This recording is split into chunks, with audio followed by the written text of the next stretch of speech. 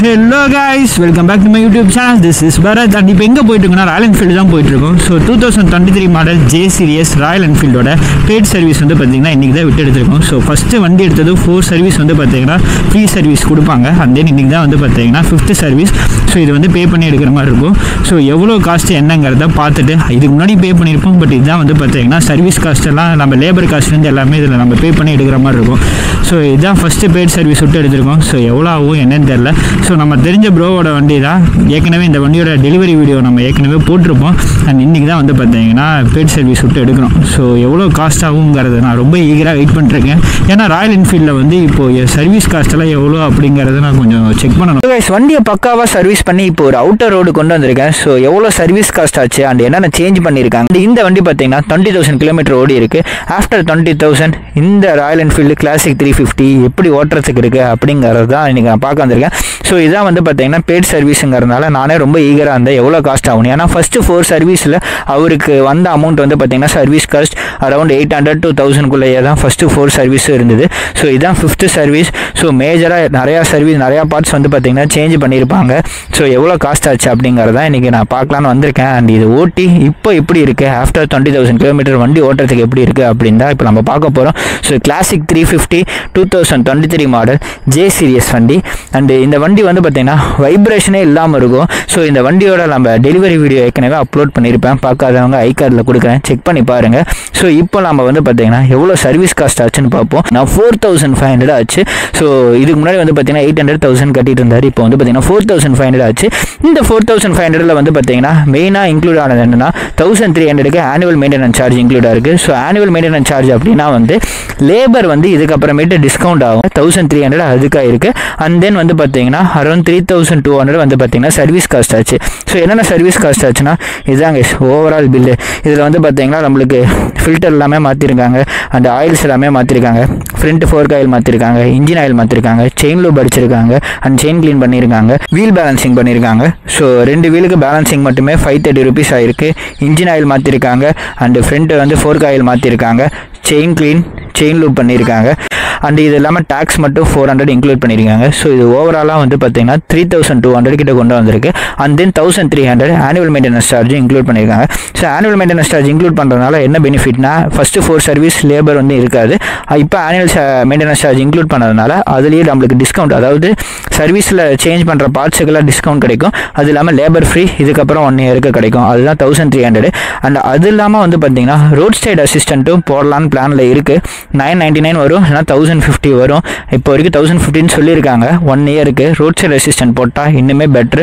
So வண்டி அந்த ஒரு பழைய ராயல் என்ஃபீல்டு லுக்கு, அதில் குரோம் ஃபினிஷ் எல்லாம் கொடுத்து வண்டி வைப்ரேஷன் இல்லாமல் அவ்வளோ பக்காவாக இருக்குது.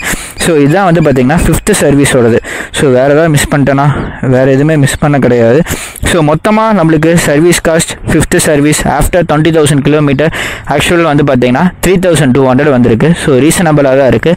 இப்போ இந்த வண்டியை ரைட் பண்ணுவோம். ரைட் பண்ணி என்ன எப்படி இருக்குது, ஏன்னா ஆஃப்டர் 20,000 கிலோமீட்டர். ஸோ வண்டி வந்து பார்த்தீங்கன்னா இன்ஜின் எப்படி இருக்குன்னு தான் இப்போ நம்ம பார்க்க போகிறோம். அந்த தம்பு சவுண்டு கேட்குது. பட் ஸ்டில் அந்த ஒரு பழைய ராயல் என்ஃபீல்டு சவுண்டு இருக்கும் பார்த்தீங்களா, அது இப்போ வரைக்கும் கொண்டு வரல.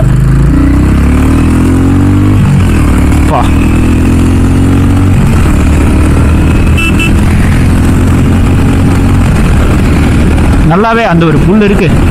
ஸோ ஆஃப்டர் 20,000 ஓட்டினாலுமே வந்து பார்த்தீங்கன்னா அந்த ஸ்மூத் டிரைவ் இருக்குல்ல, வைப்ரேஷனே இல்லை கைஸ். ராயல் என்ஃபீல்ட்னாலே வைப்ரேஷனுக்குவாங்க. இந்த வண்டி பார்த்தீங்கன்னா வைப்ரேஷனே இல்லாமல் செம்ம ஸ்மூத்தாக செம்ம நீட்டாக போயிட்டுருக்கு. அந்த வண்டியோட வெயிட்டு நியர்லி 195 kg. ஸோ அதனால் வந்து பார்த்தீங்கன்னா நல்லாவே வெயிட்டு, நல்ல ஒரு ஸ்டெபிலிட்டி கொடுக்கும்.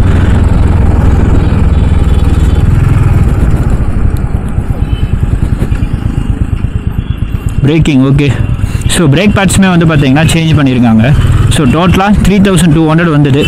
பட் அங்கே போயிட்டுமே வந்து பார்த்தீங்கன்னா ஹிமாலயன் 4ல் ஒன்று போகுது பார்த்தீங்களா. ஸோ இதோட மவுஸ் வந்து இப்போ வரைக்குமே ஹிமாலயன் 450 வந்தாலுமே ஹிமாலயன் 411 கிரேஸ் வந்து இன்னுமே போக கிடையாது. ஸோ அதுக்காக இப்போ எல்லாருமே வந்து பார்த்தீங்கன்னா ஸ்க்ராம்ப்ளர் எடுக்கிறாங்க. ஸ்க்ராம்ப்ளர் கொஞ்சம் வந்து பார்த்தீங்கன்னா ஹிமாலயன் 411 ஈக்குவலாக இருக்கிற மாதிரி இருக்குது, பேசாமல் அதை எடுப்போம் அப்படிங்கிற மாதிரி யோசிச்சா அதை எடுக்க பார்த்துட்டு இருக்கிறாங்க.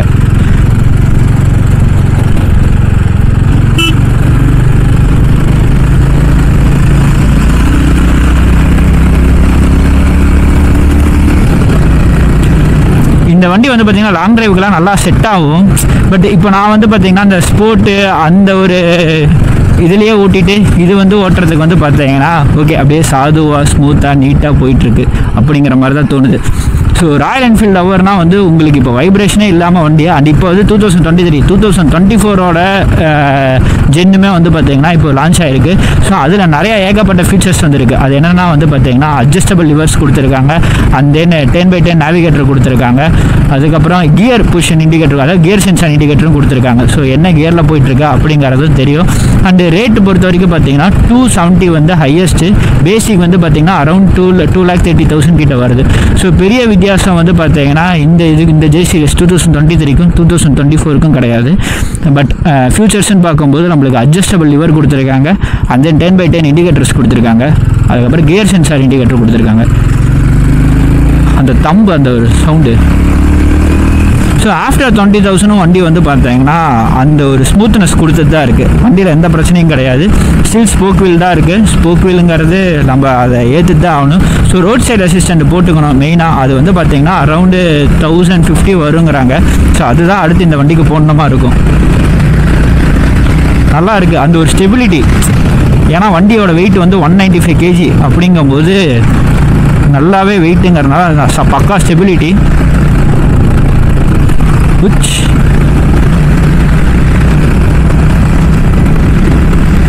ஓட்டுறதுக்கு வந்து பார்த்தீங்கன்னா அந்த ஒரு சிட்டிக்குள்ளார அப்படியே ஒரு நல்லா மாசாக ஓட்டிகிட்டு போகலாம். இந்த வண்டியை வந்து பார்த்தீங்கன்னா ஒரு 60-70 அந்த ஒரு விண்டேஜ் லுக்கில் நம்ம ஓட்டிகிட்டு போனோம்னு வச்சுக்கோங்களேன், இதில் கொடுக்குற ஃபீலே தனியாக இருக்கும். வைப்ரேஷன் சுத்தமாக இல்லை. அது ஒன்றே தான் எனக்கு இந்த வண்டியை நான் எடுக்கும்போது யோசிச்சேன். அப்போயே நான் இந்த வண்டி டெலிவரிக்கே நான் சொல்லியிருப்பேன் இந்த வண்டி என்ன வைப்ரேஷனே இல்லாமல் இருக்குன்னு. ஏன்னா ராயல் என்ஃபீல்டுனாலே அந்த ஒரு வைப்ரேஷன் இருக்கும். எங்கள் அண்ணா வந்து பார்த்தீங்கன்னா 500 வச்சுருந்தார். அந்த 500 டெசர்ட் ஸ்டாம் வந்து வைப்ரேஷன் சும்மா தட்டன்னு கை அப்படியே ஆடும். அப்படி இருந்த வண்டி இப்போ வந்து பார்த்தீங்கன்னா வைப்ரேஷனே இல்லாமல் அவ்வளோ ஸ்மூத்தாக கொடுத்துருக்காங்க. ஸோ இந்த வண்டி பார்த்தீங்கன்னா 5th சர்வீஸ் ஆஃப்டர் 20,000 கிலோமீட்டர் நமக்கு வந்து பார்த்தீங்கன்னா ஆக்சுவலாக 3,200 கிடச்சிது. அது இல்லாமல் வந்து பார்த்தீங்கன்னா நம்மளுக்கு ஆனுவல் மெயின்டெனன்ஸ் சார்ஜ் ஏஎம்சி வந்து பார்த்தீங்கன்னா 1,300 போட்டு 4,500 வந்து பார்த்தீங்கன்னா பில் ஆகிருக்கு. அண்டு வண்டி ஓட்டுறதுக்கு ஆஃப்டர் 20,000னாலும் வேறு லெவலில் இருக்குது. அந்த ஸ்மூத்னஸ் தான். வண்டி மாதிரி ஓட்டினாலும் ஸ்மூத்தாக தான் இருக்குங்கிற. நாங்கள் என்ன ரஃபாவாக ஓட்டிகிட்டு இருக்கிறோம். நல்லா இருக்குது வண்டி ஓட்டுறதுக்கு. பிரேக்லேருந்து எல்லாமே சூப்பராக தான் இருக்குது. எவ்வளோ மைலேஜ் கொடுக்குது நீங்கள்? ஹைவேல 44 குடிச்சுடா. 44?